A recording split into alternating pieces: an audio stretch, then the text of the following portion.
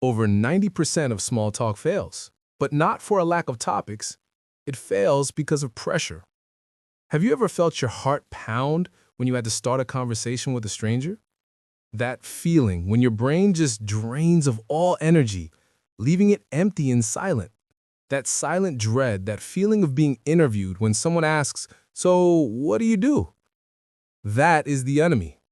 It turns simple interactions into social minefields. In this video, I'm going to give you a secret weapon, a ridiculously simple technique so you can master small talk without having to be witty or charming. If you're ready to turn fear into a superpower, keep watching. Chapter 1. Become a social detective with the active observation technique. This technique has only one rule. You notice the little things, and then you comment on them in a way that invites, not demands, a response. That's it. I remember once standing huddled in the corner of a party, holding my drink like a shield. I saw people talking, but my mind was terrifyingly quiet. I tried to think of something smart to say, and in the end, I said nothing at all. I left without anyone even knowing I was there. Here is your specific action step. The next time you're in a social situation, turn off the "what do I say now" radar and turn on the "what do I see now" radar. Find one small detail, something most people would overlook. Why is this so effective? Imagine you're a nervous actor in a stage. This technique instantly turns you into a curious audience member in the theater. The pressure immediately vanishes because you no longer have to perform. You're just watching.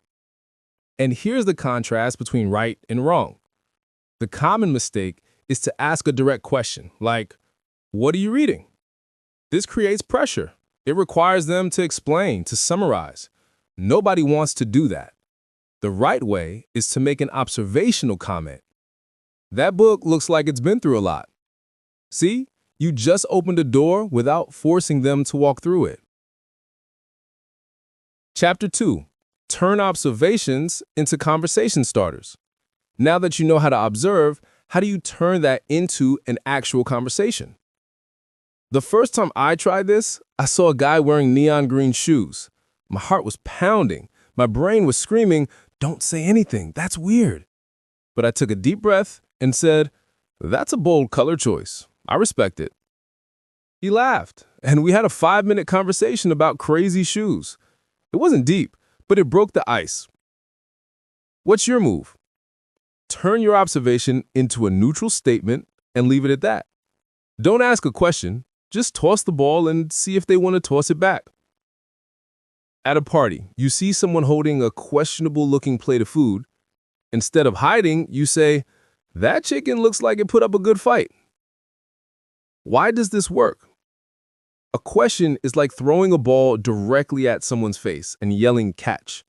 An observational comment is like gently rolling the ball in their direction. They can pick it up or not. There's zero pressure. And here is the fatal mistake to avoid. Trying to be funny or clever. It will backfire. The right way is to be genuine. People can smell fake interest from a mile away. If you don't actually find the rubber ducky tie interesting, find something else. Wait a second.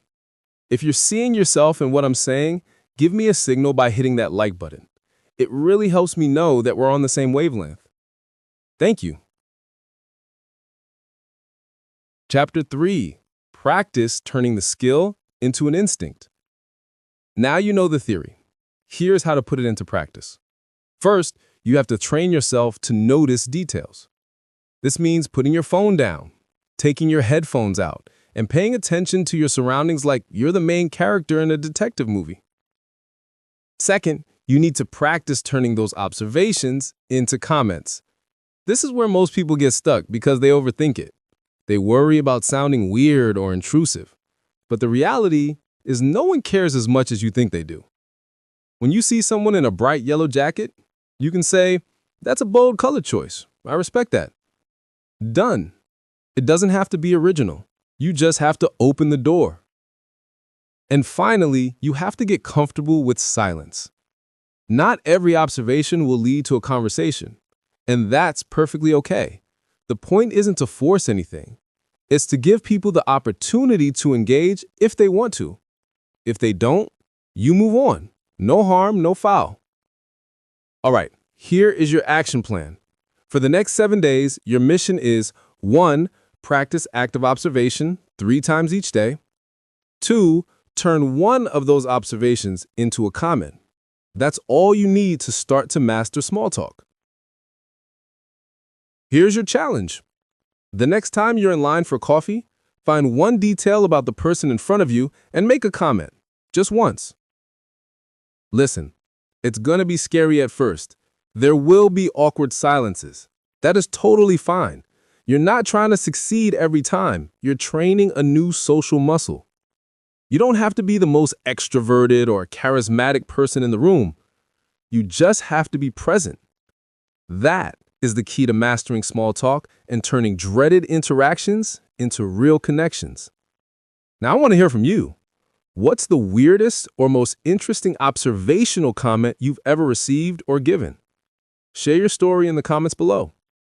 If this video brought you value, hit subscribe and turn on the notification bell, because in the next video, we're diving deep into how to turn small talk into a much deeper conversation.